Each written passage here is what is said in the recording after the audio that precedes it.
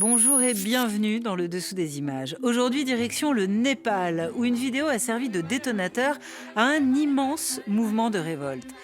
C'est avec cette séquence-là que les jeunes Népalais ont réussi à dénoncer le contraste qui existe entre la vie fastueuse, menée par la jeunesse dorée de leur pays, et le quotidien d'une population dont 70% vit sous le seuil de pauvreté. Postées sur les réseaux sociaux, ces images ont été partagées par des dizaines de milliers de jeunes gens qui ont fini par renverser le gouvernement. Une insurrection dans laquelle la viralité a joué un rôle inédit.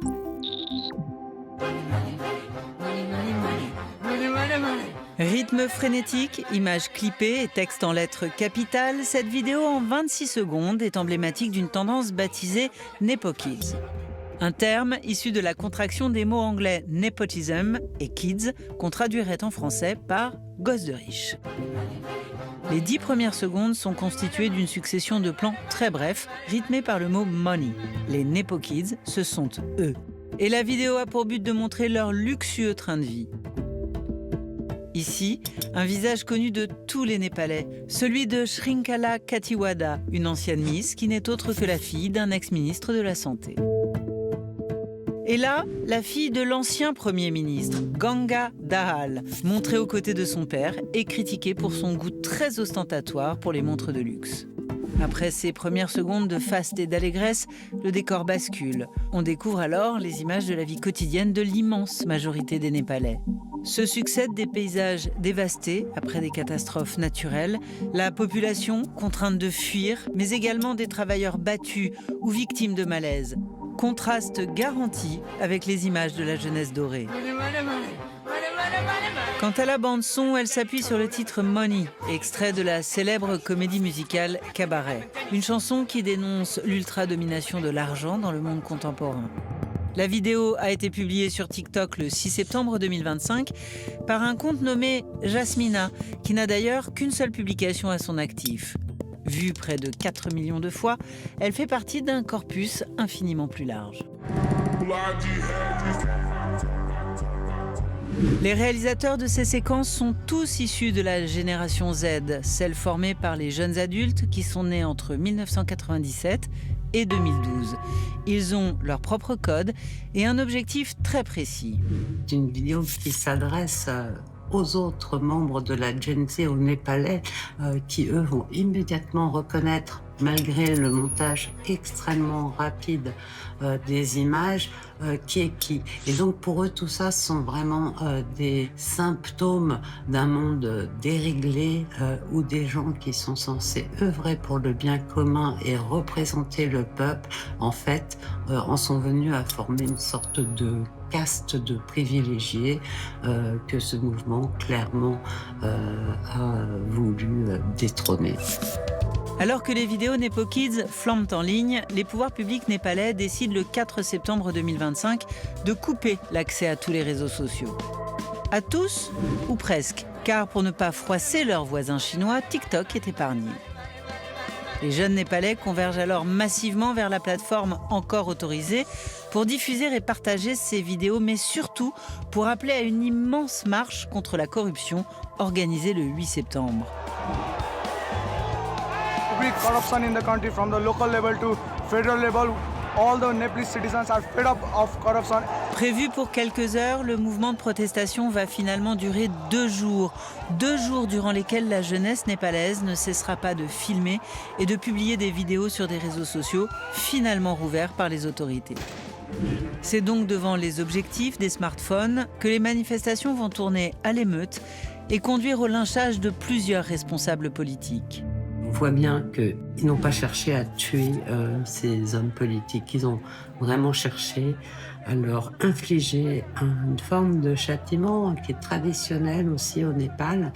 Il y avait des catégories de gens qu'il était interdit de mettre à mort dans la loi hindoue, c'est-à-dire les femmes, les enfants, les brahmanes ne peuvent pas être exécutés. Mais on peut les humilier.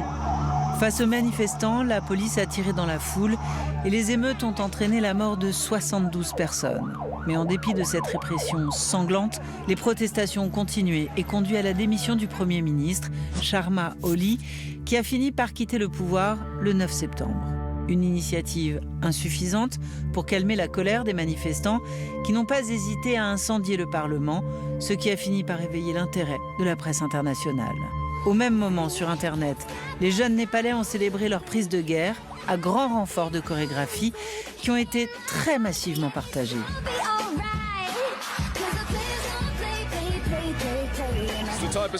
Sur YouTube, cette vidéo d'un touriste britannique tournée au beau milieu de l'insurrection a même dépassé les 30 millions de vues. I cannot believe my eyes right now.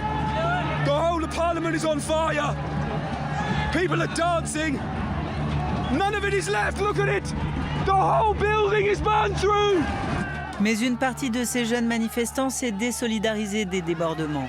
Voilà pourquoi elle a également mis en ligne ces images sur lesquelles on aperçoit des Népalais nettoyer les dégâts causés par la révolte. C'était vraiment aussi un message à la population népalaise qui était affolée quand même. Ils veulent montrer qu'ils ne sont pas des pilleurs, qu'ils ne sont pas des destructeurs, qui voudraient juste que les choses changent.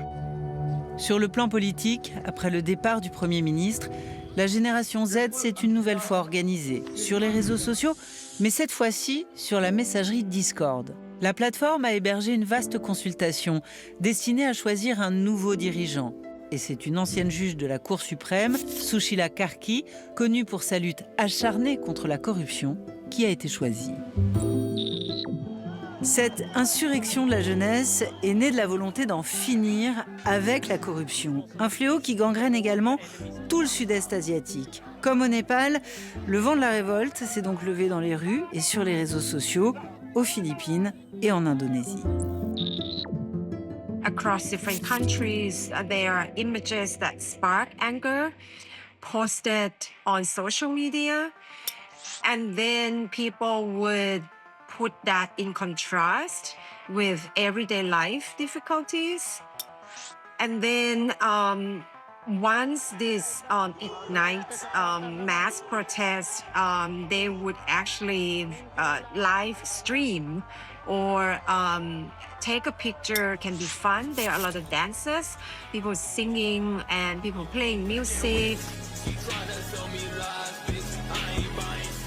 When these clips are posted and being made shorts for easy consumption, then more and more people join the festivities because it's not just protests, it's about being fun on the street together with your friends and colleagues.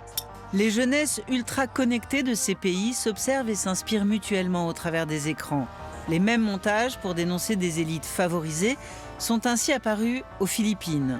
Car malgré les frontières, la génération Z est désormais un ensemble uniforme qui partage à la fois les symboles et les références.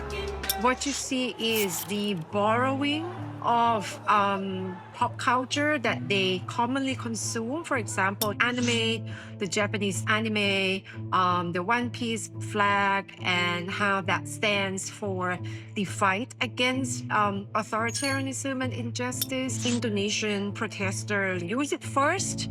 It was really then adopted by protesters in Nepal and the Philippines. Mais ces insurrections restent extrêmement fragiles. Depuis le mouvement Occupy Wall Street en 2011 jusqu'aux manifestations thaïlandaises de 2020, rares sont les événements nés sur les réseaux sociaux et dépourvus de leaders qui ont permis d'engendrer de véritables changements.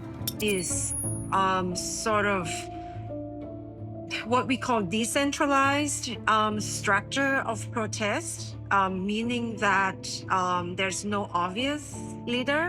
Unlike, for example, the civil rights movement in the 70s in the US, when you talk about the civil rights movement and you think about, Martin Luther King. We will be able to work together, to pray together, to struggle together, to go to jail together, to stand up for freedom together. The problem with social media is that if you overuse it, then it's difficult to develop an infrastructure of protest beyond online space. Social media, while it's a tool of short-term mobilization, it's not a tool for long-term organization.